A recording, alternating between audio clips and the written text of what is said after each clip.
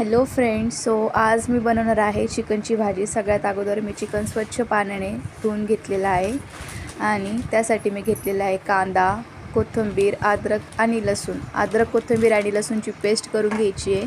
आता मी gas on केला आहे, त्यात पातेलं ठेवून त्यामध्ये तेल ॲड केलं आहे आणि तेल जास्त नाही टाकायचं, एक पळीच तेल ॲड करायचे आणि मला जास्त स्पायसेस आवडत नाही म्हणून मी फक्त दालचिनी घेतली आहे। आता यामध्ये आपण जो कांदा कट केला होता तो पूर्ण नाही टाकायचा आहे, त्यातला थोडासा टाकायचा आहे आणि कांदा चांगला फ्राय होऊ द्यायचा आहे। कांदा लालसर झाल्यावर त्यामध्ये हळद ॲड करायची आहे।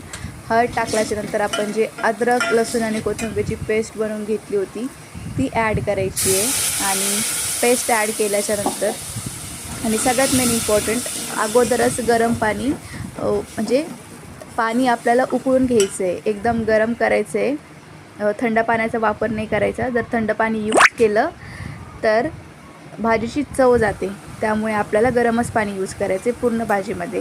आता मी चिकन ॲड केलं आहे, जो मसाला होता तो चांगला फ्राय झाल्याच्यानंतर आणि मीठ टाकून एकजीव करून घ्यायचे आणि आता जे गरम पाणी केलेलं होतं ते आपल्याला ॲड करायचं आहे। याला छानशी उकळी आल्याच्यानंतर आपल्याला लो फ्लेमवरती झाकण ठेवून त्याला शिजू द्यायचं आहे आणि एका साईडला मी कांदा भाजायला घेतला आहे।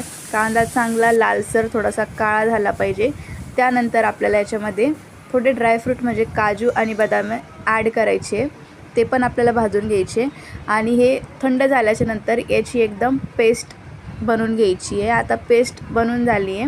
मी याच्यामध्ये बेसिक मसाले ॲड केले, लाल मिरची पावडर, हळद, एव्हरेस्ट आणि प्रवीण मसाला। जास्त मसाले ॲड करायचे नाही आहे। आता मी तेल तापत ठेवलं आहे आणि त्यामध्ये जी मी पेस्ट बनवली होती ती ॲड केली आणि त्यासोबत जे मसाले घेतले होते ते ॲड केले।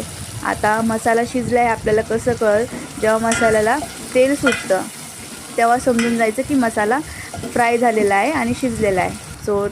त्यानंतर याच्यामध्ये जे आपण चिकन ॲड करायचं आहे आणि चिकनचं सूप ॲड करायचं आहे। जर तुम्हाला एक्स्ट्रा पाणी हवं असेल तर ऑलरेडी तुम्ही गरम करून घ्या आधीच, थंड पाण्याचा वापर करू नका।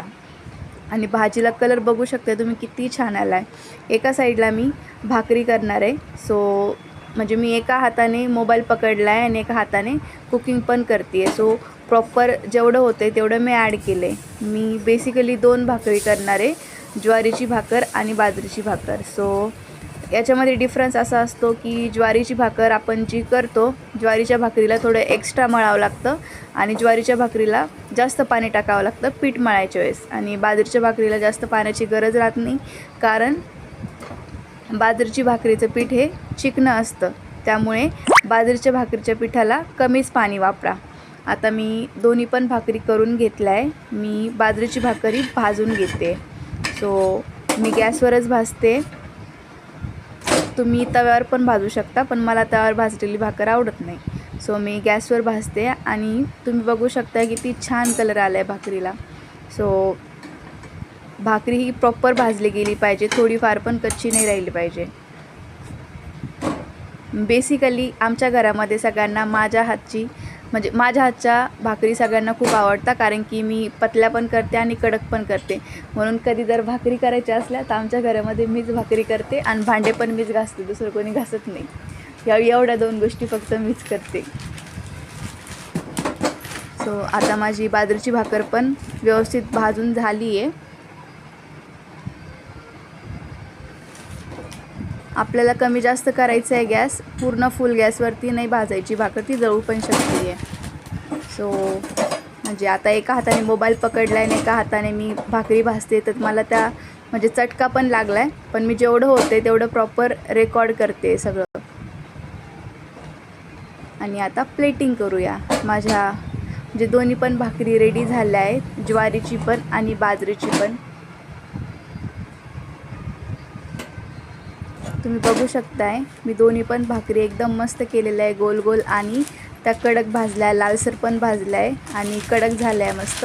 आता प्लेटिंग केली मी, तुम्ही बघू शकता किती छान लुक दिसतोय भाजी।